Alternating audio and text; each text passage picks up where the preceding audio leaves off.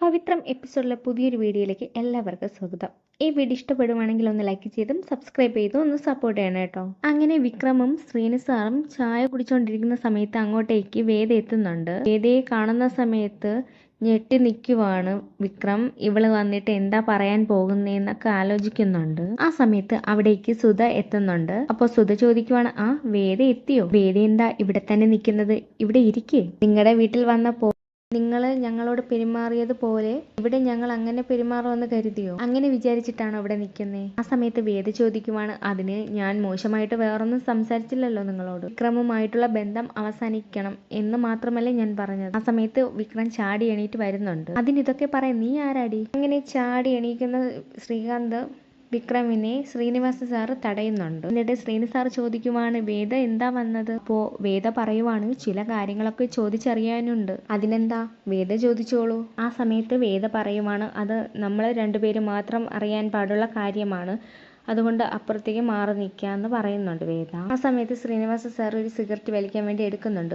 ആ സമയത്ത് വേദ തടയുന്നുണ്ട്. ഇപ്പോൾ വലിക്കരുത്, എനിക്ക് 2 മിനിറ്റ് സമയം വേണം സംസാരിക്കാൻ, അത് കഴിഞ്ഞിട്ട് നിങ്ങൾക്കാകാമെന്ന് പറയുന്നുണ്ട്. എന്നിട്ട് വേദ ചോദിക്കുവാണ്, എനിക്കൊരു കാര്യം അറിയണമെന്ന്. അതെന്താ?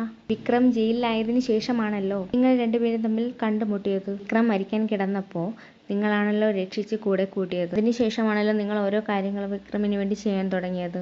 സമയത്ത് ശ്രീനിവാസൻ സാർ ഒന്നും മിണ്ടുന്നില്ല. കോളേജിൽ വെച്ചിട്ട് ഒരു പയ്യനുമായി വിക്രം വഴക്കുണ്ടാക്കിയല്ലോ. അതിന്റെ പേരിൽ പിന്നെ അച്ഛൻ ഇടപെട്ട് ആ പയ്യനെ അറസ്റ്റ് ചെയ്യുകയും ചെയ്തു. ആ പയ്യനെ അറസ്റ്റ് ചെയ്തതും പോരാഞ്ഞിട്ട് ആ പയ്യൻ നിമിഷ നേരം കൊണ്ട് പുറത്തിറങ്ങുകയും ചെയ്തു. ആ പയ്യനെ രക്ഷിക്കാൻ വേണ്ടിയാണ് സ്റ്റേഷനിലെത്തിയത് ശ്രീകുമാർ എന്ന് പറഞ്ഞ ഒരാളായിരുന്നു. ആ ശ്രീകുമാർ എന്ന് പറയുന്ന ആളിനെ ശ്രീനി സാറിനെ അറിയാം. ആ സമയത്ത് ശ്രീനിവാസൻ സാർ ആകെ വേർത്ത് പോകുന്നുണ്ട്. മയക്കുമരുന്ന് കച്ചവടം നടത്തിയിരുന്ന ആ ശ്രീകുമാർ ശ്രീനി സാറിന്റെ സഹോദരിയുടെ പുത്രനായിരുന്നു അല്ലേ എന്ന് വേദ ചോദിക്കുന്നുണ്ട്. സഹോദരി പുത്രനോട് ശ്രീനി സാറിന് വല്ലാത്തൊരു വാത്സല്യമായിരുന്നു എന്നൊക്കെ വേദ പറയുമ്പോൾ ശ്രീനി സാർ ആകെ ഞെട്ടിത്തെരിച്ച് നിൽക്കുവാണേ. എന്തായാലും ശ്രീനി സാറിന്റെ സഹോദരിയുടെ പുത്രനാണ് ഇതിന്റെ എല്ലാത്തിന്റെയും പിന്നിലുള്ളത്. ഞാനൊന്നും കണ്ടെത്തിയിട്ടില്ല.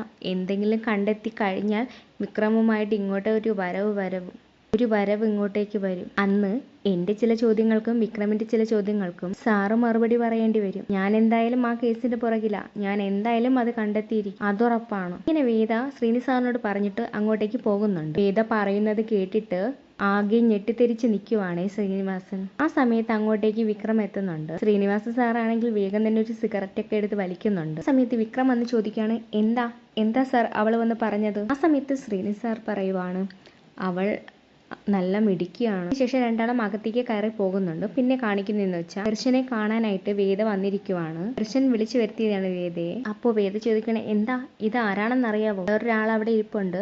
അപ്പോൾ ആളുടെ പേര് ഹമീദ് എന്നാണ്.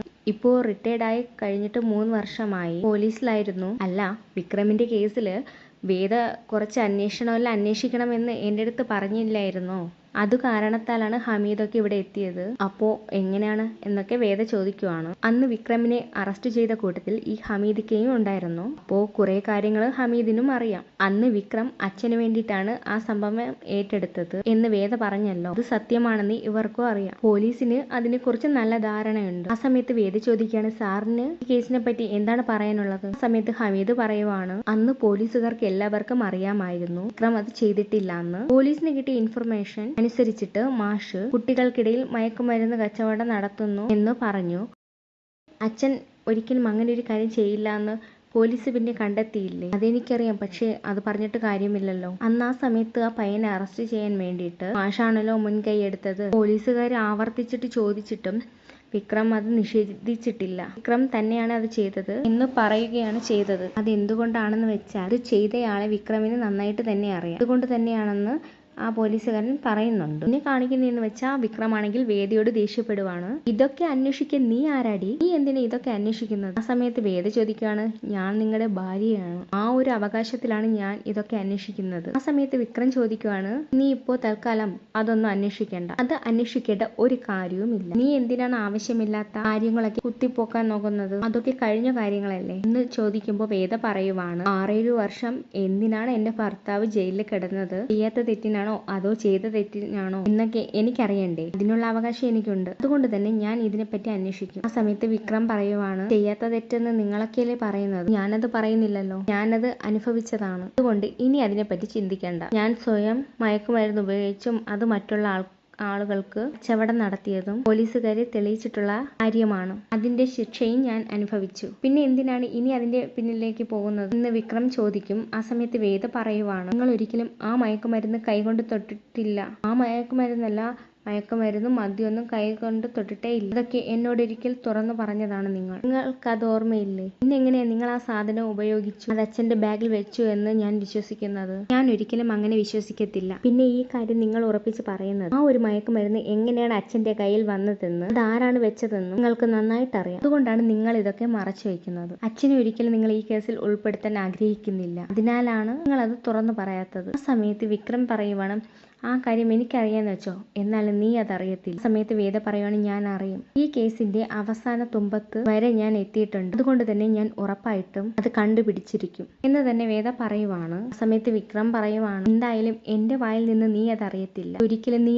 അറിയാനും പോകുന്നില്ല. അങ്ങനെയൊക്കെ വേദയോട് സംസാരിച്ചിട്ട് വിക്രം അവിടെ നിന്ന് പോകുന്നുണ്ട്. കാണിക്കുന്നതെന്ന് വെച്ചാൽ വിക്രമിന്റെ ഫോണിലേക്ക് ശ്രീനി സാറ് വിളിക്കുന്നുണ്ട്. എന്നിട്ട് പറയുവാണ്, ആ ശ്രീധരേട്ടൻ ആള് പ്രശ്നക്കാരനാണ്, അയാൾ കുറച്ച് പണിയൊക്കെ തുടങ്ങി. അയാൾ എന്ത് ചെയ്യാനാണ് സാറേ, അയാൾക്കൊന്നും ചെയ്യാൻ പറ്റത്തില്ല. ആ സമയത്ത് ശ്രീനി സാറ് പറയുവാണ്, അയാൾക്ക് എന്തൊക്കെയോ കാര്യങ്ങളൊക്കെ അറിയാം, കുറച്ച് കാര്യങ്ങളൊക്കെ അയാൾ കണ്ടുപിടിച്ചിട്ടുണ്ട്. ആ സമയത്ത് ഫോൺ സ്പീക്കറിലാണ് ഇട്ടിരിക്കുന്നത്. വേദയാണെങ്കിൽ അവിടേക്ക് വന്നിട്ട് ഒളിഞ്ഞു കേൾക്കുന്നുണ്ട് ഒരു സംസാരിക്കുന്നതെല്ലാം. ആ സമയത്ത് ശ്രീനി സാറ് പറയുവാണ്, അയാളെ ഒതുക്കി നിർത്തിയില്ലെങ്കിൽ നമുക്ക് പണി തന്നെയാണ്, അതുകൊണ്ട് തന്നെ എന്തെങ്കിലും ചെയ്യണം. ആ സമയത്ത് വിക്രം പറയുന്നുണ്ട്, എന്തായാലും അയാളുടെ കാര്യം ഒന്ന് വിട്ടേക്ക് സാർ, അയാളെ ഞാൻ ഒതുക്കിക്കോളാം എന്ന് വിക്രം പറയുവാണ്. ആ സമയത്ത് ശ്രീനി സാർ ചോദിക്കുവാണ്, വിക്രം എന്താ പ്ലാൻ ചെയ്തിരിക്കുന്നത്? അത് അയാളെ തട്ടിക്കൊണ്ടു പോകാം. ആ സമയത്ത് ശ്രീനി സാർ പറയുവാണ്, തട്ടിക്കൊണ്ടു പോയത് കൊണ്ട് എന്താ കാര്യം, തൽക്കാലം 1-2 ദിവസം നമ്മുടെ കൂടെ നിൽക്കട്ടെ, ഇതിനുശേഷം എന്താണെന്ന് വെച്ചാൽ നോക്കാം. അയാളെ പേടിക്കുകയൊന്നും വേണ്ട, അയാൾ കാര്യമായിട്ട് എന്തെങ്കിലും ചെയ്യുന്ന ശ്രീനി സാറ് ഭയപ്പെടേണ്ടതും ഇല്ല. അയാളുടെ കാര്യം ഞാൻ ഏറ്റു. എന്തായാലും ഇന്ന് രാത്രി തന്നെ ഞാൻ അയാളെ തട്ടിക്കൊണ്ടുവരും. അതിനുശേഷം എന്താണ് വേണ്ടതെന്ന് തീരുമാനിക്കാം. ആ സമയത്ത് ശ്രീനി സാറ് പറയുവാണ്, വിക്രത്തിന് എനിക്ക് വിശ്വാസമാണ്, എന്താ വേണ്ടതെന്ന് വെച്ചാൽ ചെയ്യുക എന്ന് പറയുന്നുണ്ട് ശ്രീനി സാറ്. ഇതൊക്കെ വേദ ഒളിഞ്ഞു നിന്ന് കേൾക്കുന്നുണ്ട്. ഇന്ന് രാത്രി തന്നെ വിക്രമാണെങ്കിൽ അയാളെ തട്ടിക്കൊണ്ടുവരും. അപ്പോൾ വേദയ്ക്ക് മനസ്സിലായി കഴിഞ്ഞു ആ ആളെ വിക്രം തട്ടിക്കൊണ്ടുവരുമെന്ന്.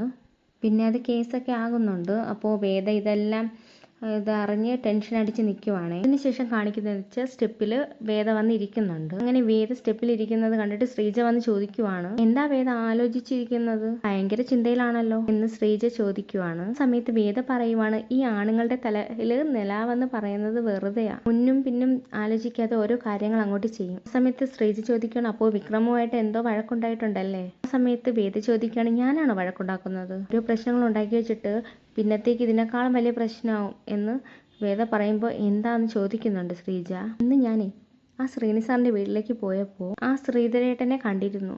അയാള് എന്നോട് അപ്പോഴ് തന്നെ ചോദിച്ചു, എന്തിനാണ് ആ സാമൂഹ്യദ്രോഹികളുടെ വീട്ടിലേക്ക് വന്നത്, മാത്രവുമല്ല വിക്രമിനെ പോലുള്ള ആളെ എന്തിനാ കല്യാണവും കഴിച്ചെന്ന് ചോദിച്ചു. പക്ഷേ ഇപ്പോ വിക്രം അയാളെ തട്ടിക്കൊണ്ടുവരാൻ പോകുന്നു. ആ സമയത്ത് ശ്രീജ ചോദിക്കുവാണ്, തട്ടിക്കൊണ്ടുവരാനോ?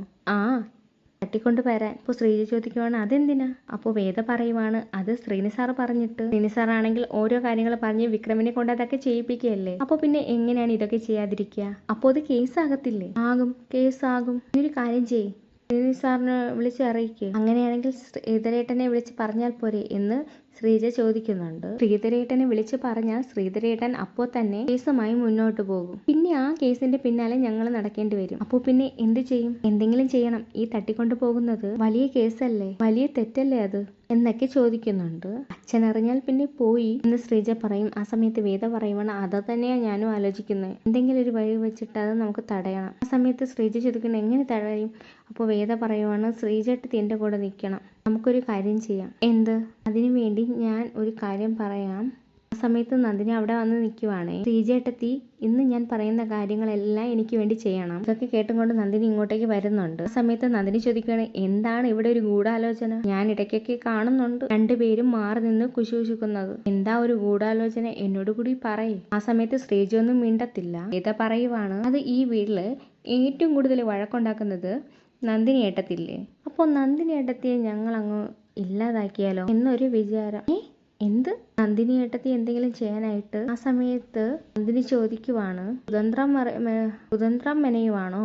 നിങ്ങൾ എന്ത് കുതന്ത്രം മെനഞ്ഞത്? ആ സമയത്ത് വേദ ചോദിക്കുന്നുണ്ട്, ഭൂലോക കുതന്ത്രം മെനയുന്ന. ആ സമയത്ത് നന്ദിനി ചോദിക്കുവാണ്, എന്താടി നിങ്ങൾ പറഞ്ഞത്? ആ സമയത്ത് വേദ പറയാണ്, അത് ഞാൻ പറഞ്ഞില്ലേ നന്ദിനി ഏട്ടത്തിക്ക് ഇത്തിരി വിഷം തന്ന് കൊന്നാലോ എന്നൊരു ചിന്ത. അപ്പോൾ നന്ദിനി ദേ ഞാൻ ആ ശ്രീജേട്ടത്തിയോട് പറയുമായിരുന്നു എങ്ങനെ വിഷം തരണം, ഏതു രീതിയിൽ വിഷം തരണം, അതൊക്കെയാണ് ഞങ്ങൾ ആലോചിച്ചത്. പക്ഷേ ഇനിയിപ്പോൾ അത് നടക്കത്തില്ലല്ലോ. നന്ദിനി ഏട്ടത്തി അത് കേട്ട് വന്നില്ലേ, ഇനിയിപ്പോൾ വേറെ എന്തെങ്കിലും വഴി നോക്കാം. ആ സമയത്ത് നന്ദിനി ചോദിക്കുവാണ്, എടി നീ എന്താ ഈ പറയുന്നത്?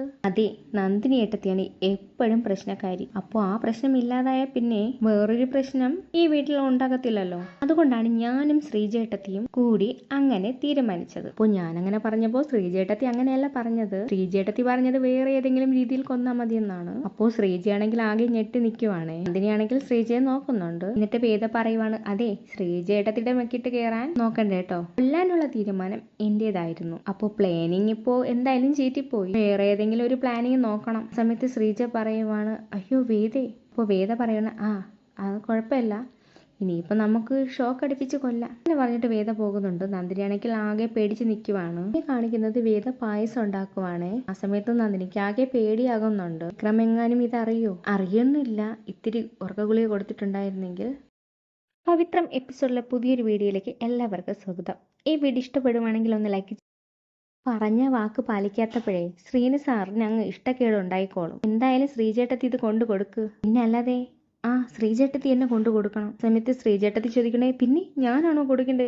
സമയത്ത് വേദ പറയുവാണ്, ശ്രീജേട്ടത്തി തന്നെ ഇത് കൊണ്ടു കൊടുക്കണം. ഇല്ല, വേറെ പ്രശ്നമൊന്നുമില്ല, ഇത് കുടിച്ചിട്ടുണ്ടെങ്കിലേ കുറച്ചു നേരം അങ്ങോട്ട് കിടന്നുറങ്ങും, അല്ലാതെ വേറെ പ്രശ്നങ്ങളൊന്നും ഉണ്ടാകാൻ പോകുന്നില്ല. അങ്ങനെ ആ പായസം എടുത്തിട്ട് ഒരു ഗ്ലാസ്സിലേക്ക് ഒഴിക്കാൻ പോകുമ്പോൾ നന്ദിനി അങ്ങോട്ടേക്ക് എത്തുന്നുണ്ട്. അപ്പോൾ ആ സമയത്ത് പായസം എടുത്ത് ഗ്ലാസ്സിൽ ഒഴിച്ച് വെച്ചിട്ടുണ്ട്. നന്ദിനി ചോദിക്കണം, ഇതെന്താ? അത് ഇത്തിരി പായസ ആണോ? അപ്പോൾ എനിക്ക് തരൂ. ആ സമയത്ത് വേദ പറയുവാണ്, അത് നന്ദിനി ഏട്ടത്തിക്ക് തരാനുള്ള പായസം ഒന്നും ഇവിടെ ഇല്ല. അതെന്താ? വിക്രമിന് കൊടുക്കാനുള്ളതാ.